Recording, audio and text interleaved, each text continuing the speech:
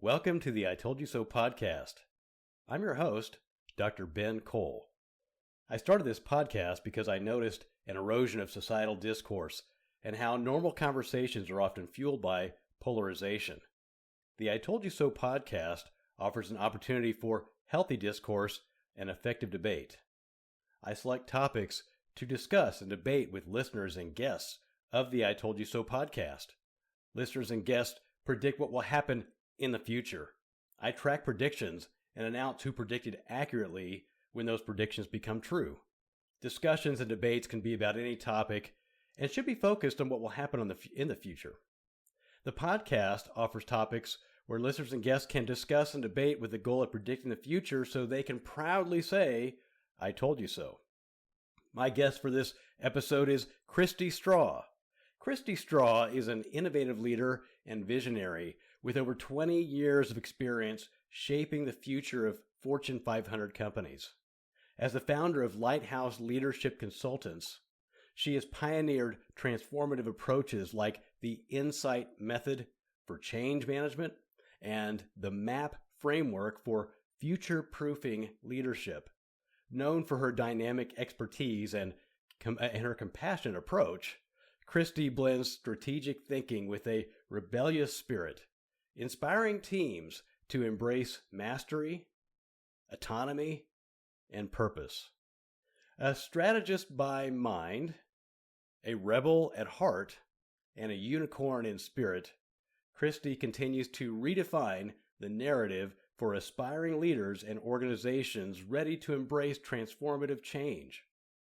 Kristi, in this three-part series, Future Proof Leader, the map to next-gen success, we have talked about the evolution of leadership. We've also talked about aligning leadership with the future of the workplace. And today we plan to discuss the practical steps for leaders to take as they walk into the future. So, Kristi, thanks for joining us today. Let me start our conversation by asking you this question. What are some actionable steps that leaders can take today to prepare for these future shifts? Yeah, thanks so much, Ben. I appreciate the warm introduction.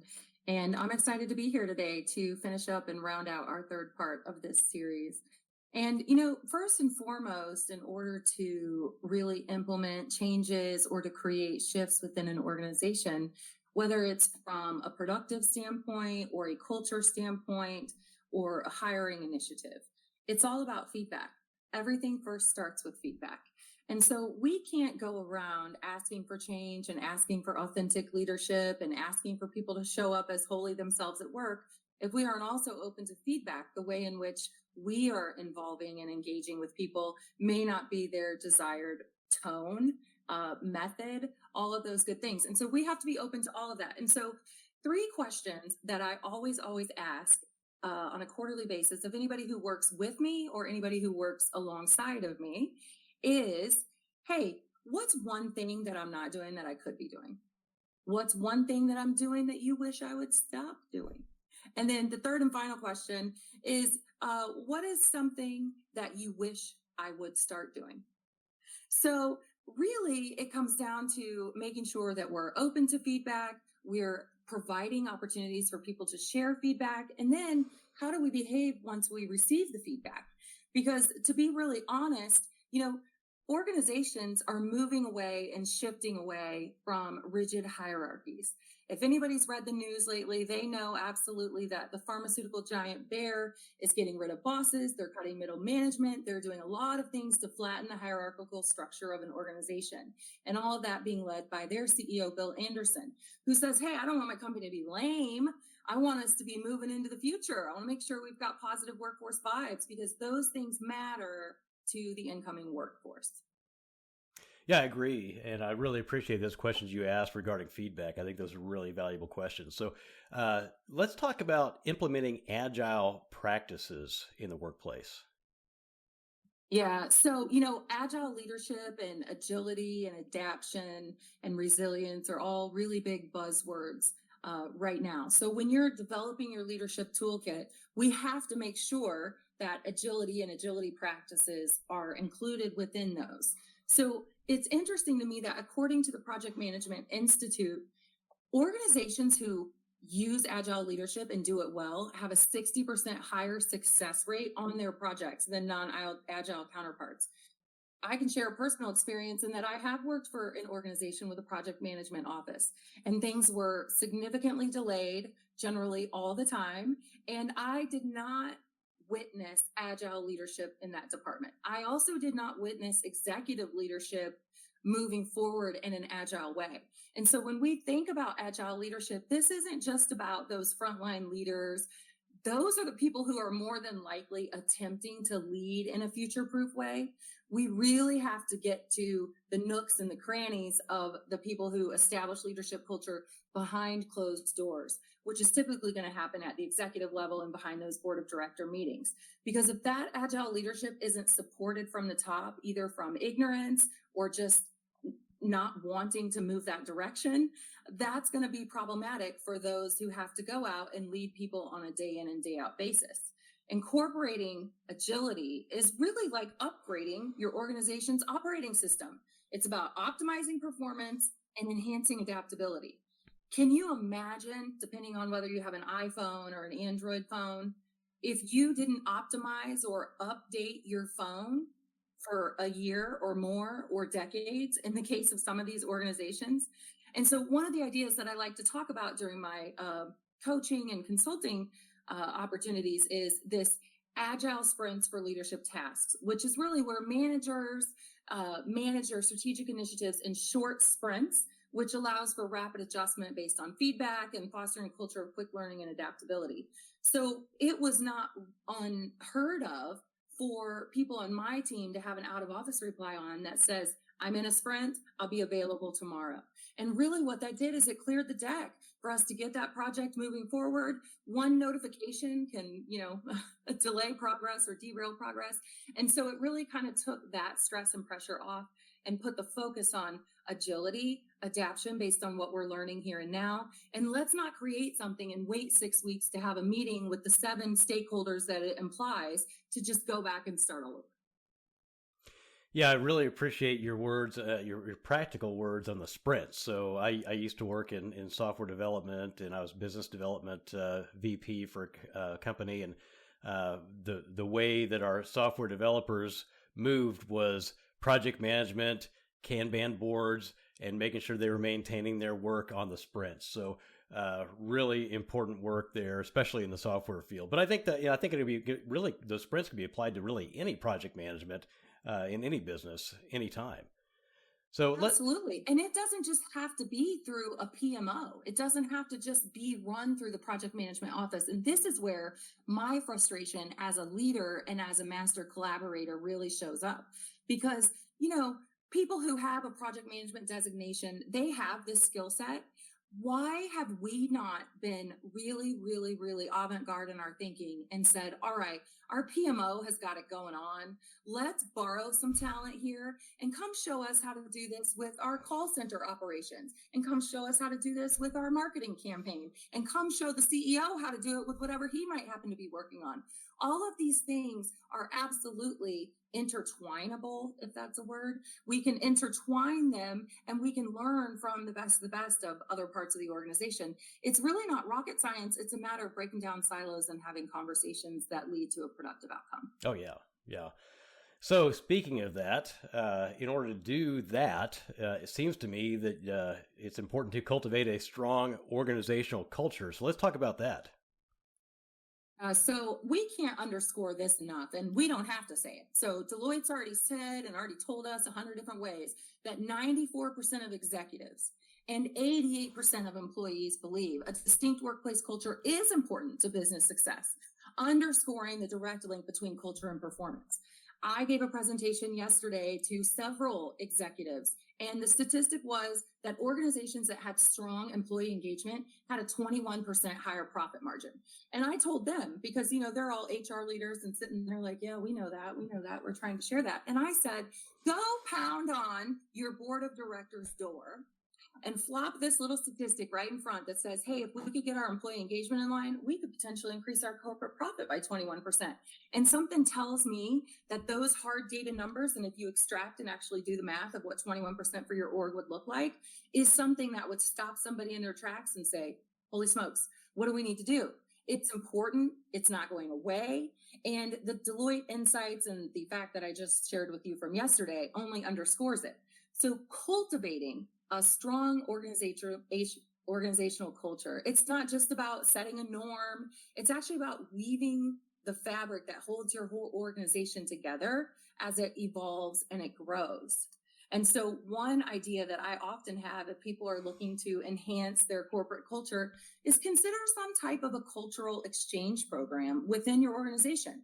Employees spend time working in different departments or even regional offices to foster understanding and appreciation for diverse perspectives.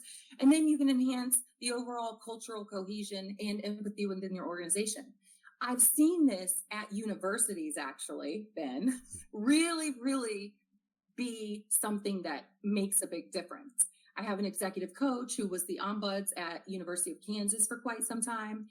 And it was a really big deal when they started a cultural exchange program, and it was intra-departmentally. And so lots of learning took place. There were Native Americans. There were all sorts of different identities and ethnicities that came out and about.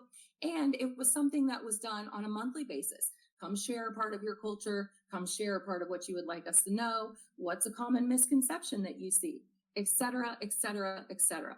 All of those things point to a strong desire for an organization to create inclusivity and that culture matters.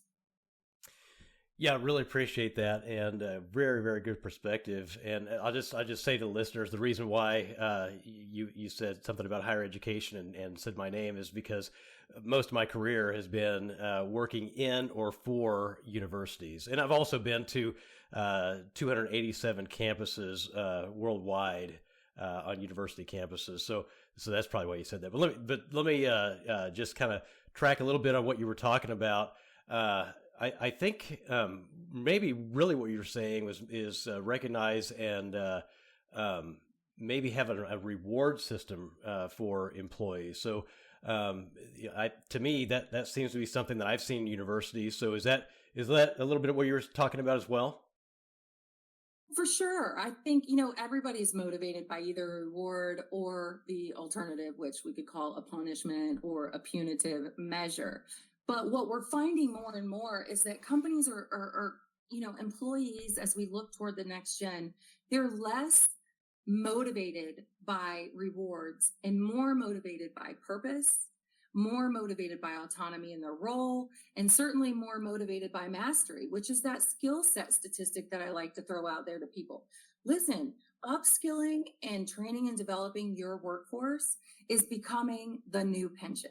That is something that's portable. They can take it with them. And I hate to be the bearer of bad news, but it's for that reason right there that organizations sometimes don't want to invest in upskilling and reskilling.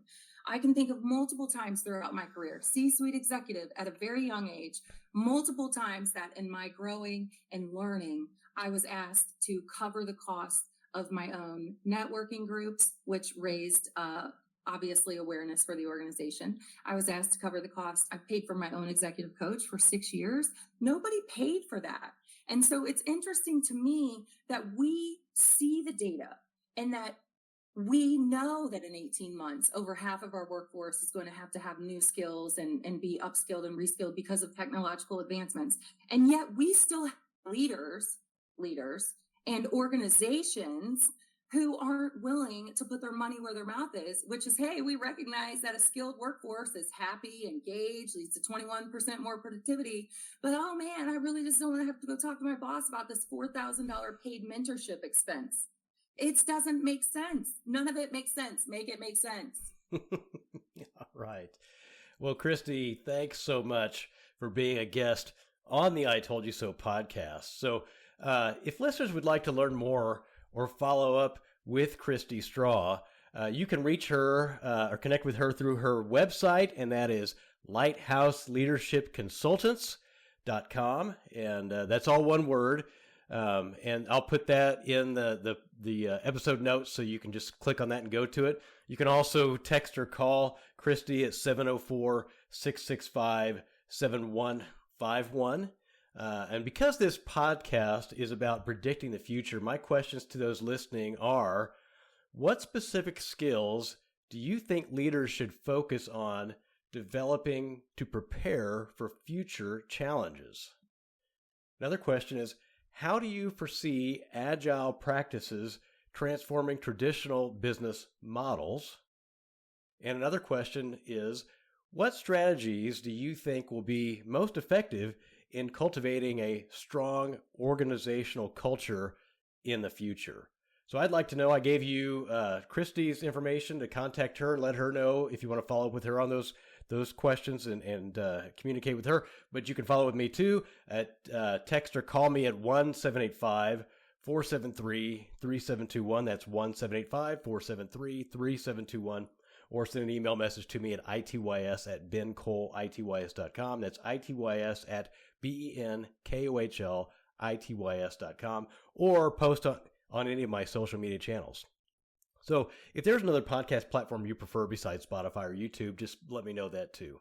So go to the I Told You So podcast website at BenKohlITYS.com to connect and get your own I Told You So items at the merchandise link. So choose from shirts, hats, hoodies, coffee mugs, whatever you want there. We've got a lot of materials there and a lot of items. So let me just say that I hope the I Told You So podcast is a space for healthy discourse and effective debate with the goal of predicting the future so you can proudly say, I told you so.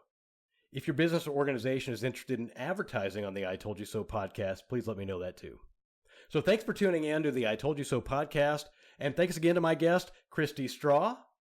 Let me just remind you that followers of the podcast are very important, so please follow, like, subscribe, leave a comment, give a high rating, and share with your friends. I'm your host, Dr. Ben Kohl, and I hope to hear from you soon.